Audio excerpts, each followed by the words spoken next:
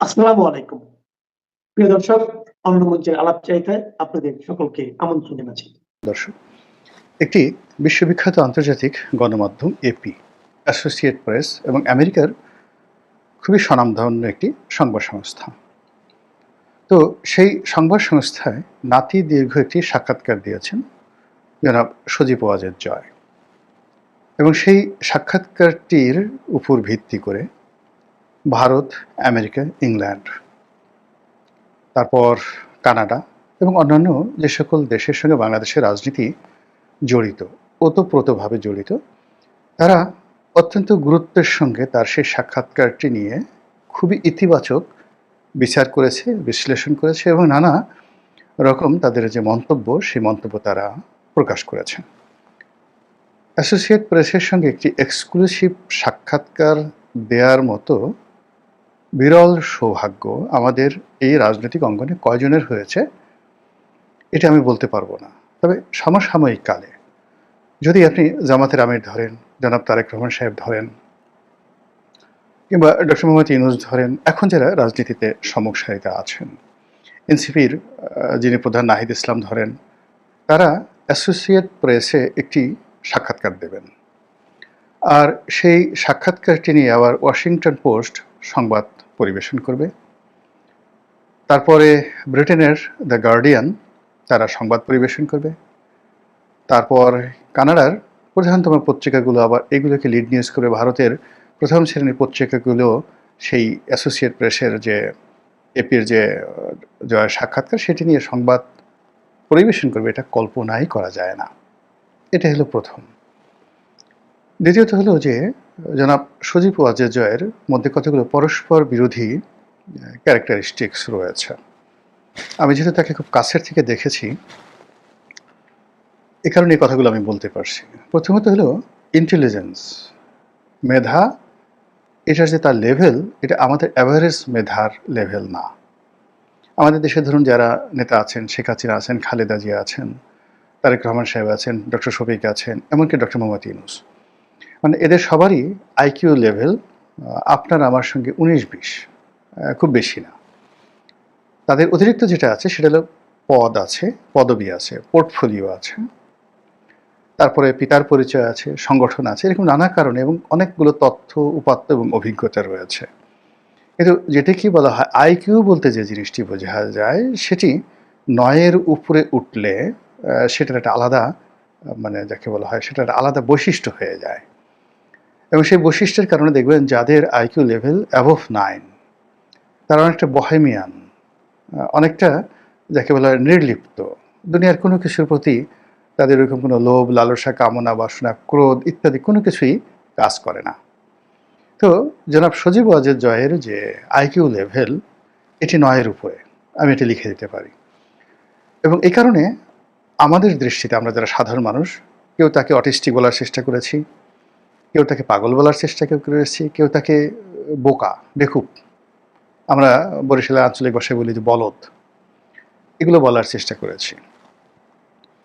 কিন্তু আপনি যদি তার ড্রেস কোড দেখেন, অর্থাৎ যখন তিনি সুটেড বুটেড থাকেন, ভালো পোশাক আশাক পরেন, তখন আপনি দেখবেন যে এক্সট্রিম লেভেলে it looks like Barack Obama, it looks like যাকে বলা হয় Bill Clinton, John F Kennedy অথবা রোনাল্ড রিগান। আপনি জয়ের সবচেয়ে ভালো পোশাকগুলো পরে, হেয়ার স্টাইল করে তিনি যখন যে ছবিগুলো দিয়েছেন, ওই জিনিসগুলো আপনি দেখেন।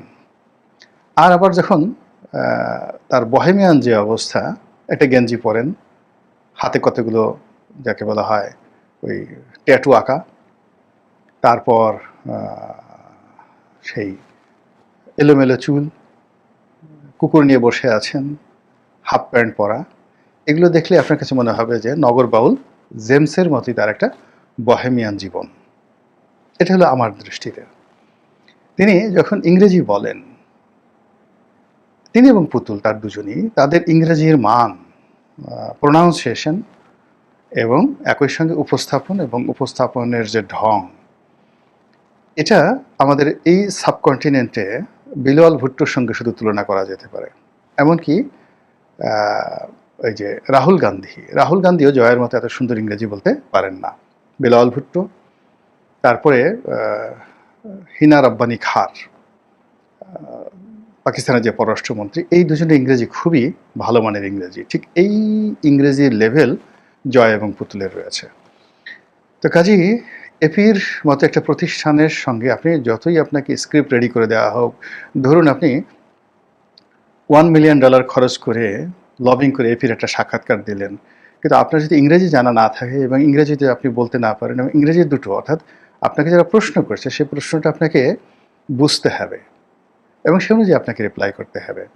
তো সেই দিক থেকে তার এই সাক্ষাৎকারটি নিঃসন্দেহে তার যে আইকিউ লেভেলের যে এক্সট্রিম যে জায়গাটি ইতিবাচক, সুটেড অ্যান্ড বুটেড, সেটারই প্রতিফলন ঘটেছে। আর এই কদিন আমরা গত কয়েক মাসে তাকে বারবার তাকে নিয়ে যে ট্রল করেছি, আমরা তার বোহেমিয়ান যে দিকটি রয়েছে সেটি নিয়ে ঠাট্টা মশকরা করেছি। ফলে কি হলো, অলারনেস সারেন যখন তাকে নিয়ে ভীষণ রকম মাতামাতি হচ্ছে, তার বক্তব্য নিয়ে, তার বক্তব্যের সারবস্তু নিয়ে, এবং হঠাৎ করে এই বক্তব্যের কারণ এবং এটা নিয়ে বিশ্ব গণমাধ্যম, যারা বিশ্ব রাজনীতির মোড়ল, মানে ওয়াশিংটন পোস্টের মতো একটা পত্রিকা, তারা যখন কোনো বিজ্ঞাপন নেয়, এর আগে ডক্টর মোহাম্মদ ইউনূস এখানে বিশাল একটা বিজ্ঞাপন ছাপিয়েছেন, জয়ের এটা কোনো বিজ্ঞাপন নয়, যখন এইরকম একটা পত্রিকায় স্বতঃস্ফূর্তভাবে কোনো একটি খবর আসে, তখন ধরে নিতে হয় এর সঙ্গে আমেরিকার এবং পশ্চিমা দুনিয়ার যে নীতিগত সিদ্ধান্ত, সেই সিদ্ধান্তের কতগুলো কানেক্টিভিটি রয়েছে। এনিওয়ে, তো উনি যে কথাগুলো বলেছেন, খুব বেশি কথা বলেননি, যে কথার চম্বুক কতগুলো দিক ঘাটে পথে আমরা সবাই বলছি, সেটা হলো যে আওয়ামী লীগকে ছাড়া অর্থবহ একটি নির্বাচন হবে না, অংশগ্রহণমূলক একটি নির্বাচন হবে না, ইনক্লুসিভ একটি নির্বাচন হবে না, এবং এটিকে একটা ফ্রুটফুল ইলেকশন বলা যাবে না। সঙ্গতির কারণে প্রশ্ন আসতে পারে যে বিএনপিকে ছাড়া যে 3টি নির্বাচন হয়েছিল, সে ব্যাপারে উনি কিছু বলেননি কেন? মূল বক্তব্য সেটা তিনি কেন বলবেন? আর এটা বলারই বা দরকার কি? বিএনপিকে ছাড়া যে ইনক্লুসিভ নির্বাচন হয়নি, এটা তো আওয়ামী লীগ যে হাড়ে হাড়ে টের পেয়েছে, এবং তার যে পতন, সেই পতনের মধ্যে এটা সিল মারা হয়ে গেছে। সেটা ওয়াজেদ সাহেব, সজীব ওয়াজেদ, জয় সাহেব বলুন আর না বলুন, ওটা বাস্তব। এবং সেটা থেকেই আওয়ামী লীগ যেভাবে শিক্ষা নিচ্ছে এবং যে কথাগুলো বলছে, এই কথার প্রেক্ষিতে আওয়ামী লীগকে ছাড়া যে একটা ভালো নির্বাচন সম্ভব নয়, এটা আমরা বলার চেষ্টা করছি। তাহলে আওয়ামী লীগ আর বর্তমান সরকার, আওয়ামী লীগ আর বিএনপি একই হয়ে গেল। বা বিএনপি যেভাবে 15 ফেব্রুয়ারি একটা নির্বাচন করেছিল, তো আওয়ামী লীগ 3টি নির্বাচন করে সেটা প্রতিশোধ নিয়েছিল, তোরা একবার করলি, আমরা 3বার করে দিলাম। তো এটা ছক্কা পক্কা কাটাকাটি এরকমভাবে আমরা বাঙালিপনা করতে পারি, কিন্তু সামনে এগোনো যাবে না। জনাব জয় যে কথাগুলো বলেছেন, সেই কথাটা হলো একটা নতুন দিগন্ত উন্মোচন করেছেন আলোচনার জন্য। সেখানে তিনি স্পষ্টতই যেটি বলার চেষ্টা করেছেন যে তার মায়ের যে সরকার ছিল, শেখ হাসিনার সরকার ছিল, সেই শেখ হাসিনার সরকার যে ব্রুটালিটি দেখিয়েছে, এটা অন্যায়, এটি ভুল।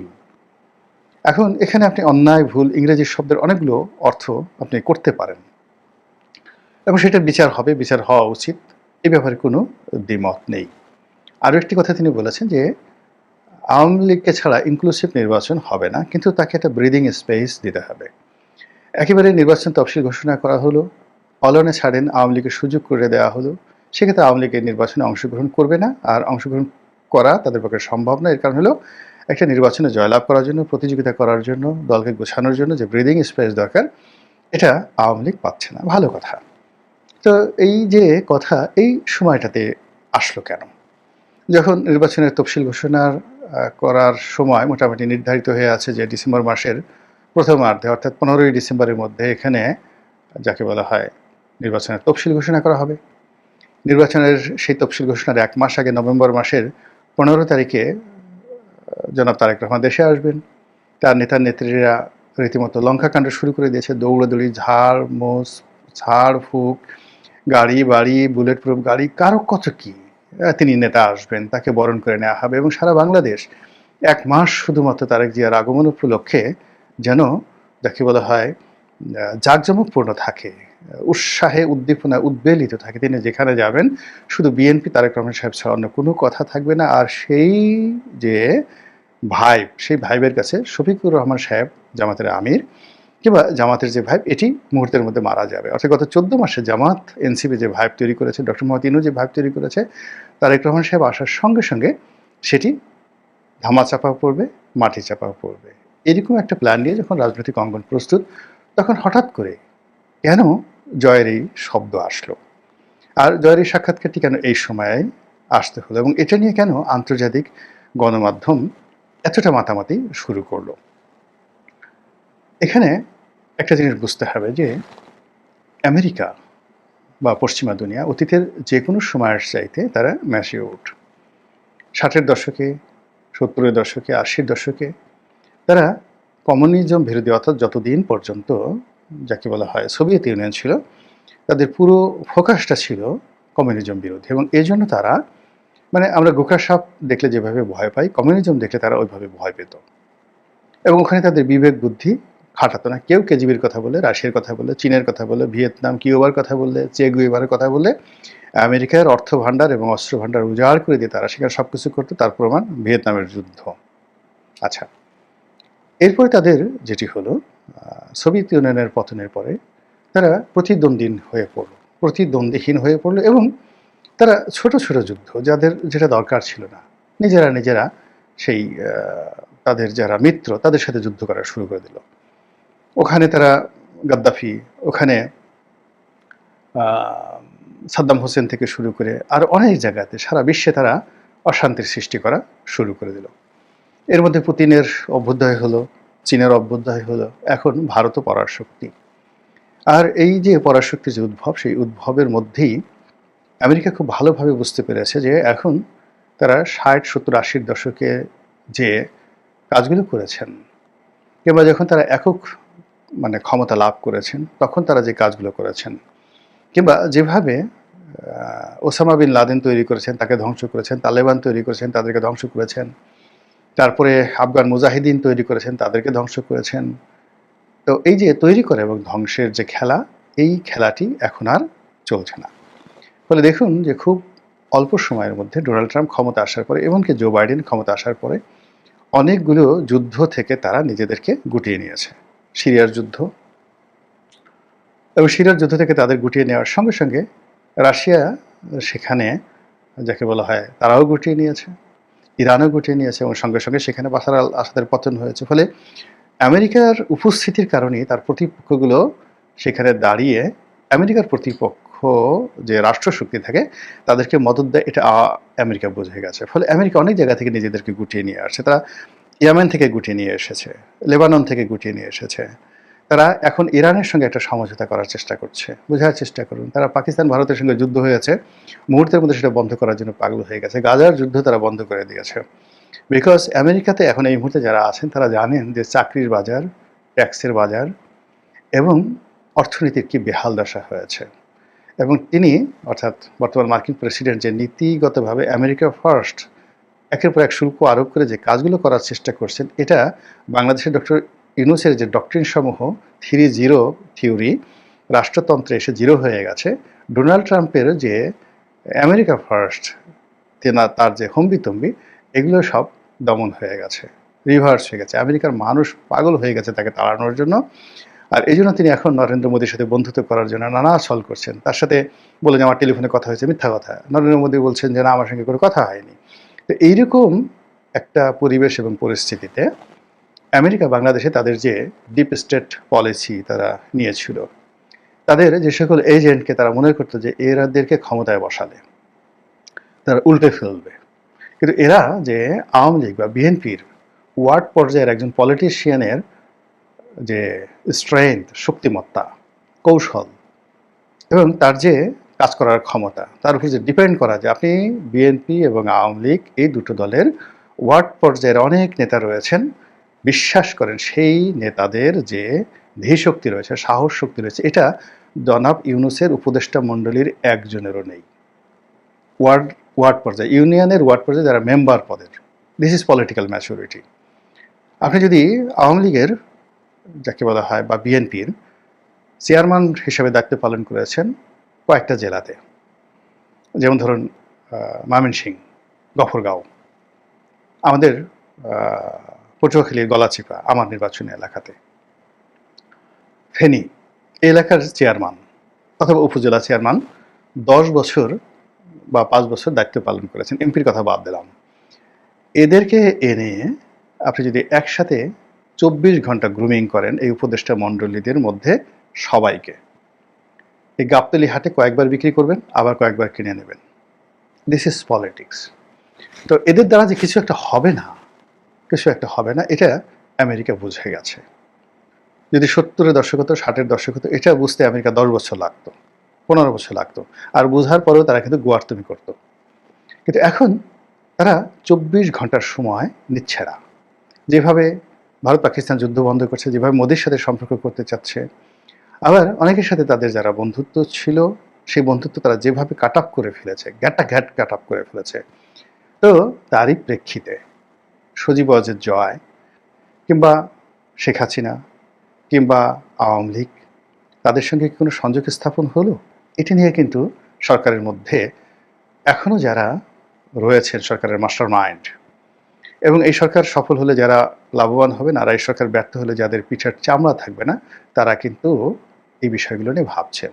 আর ভাবার ফলে একেবারে যখন সব কিছু পিন পয়েন্টে চলে এসছে, তখন হঠাৎ করে জনাব সজীব ওয়াজেদ জয়ের এই যে অভ্যুত্থান কিংবা অভ্যুদয় যা কিছু হচ্ছে, এটা সরকারকে সঙ্গত কারণেই বিচলিত করেছে।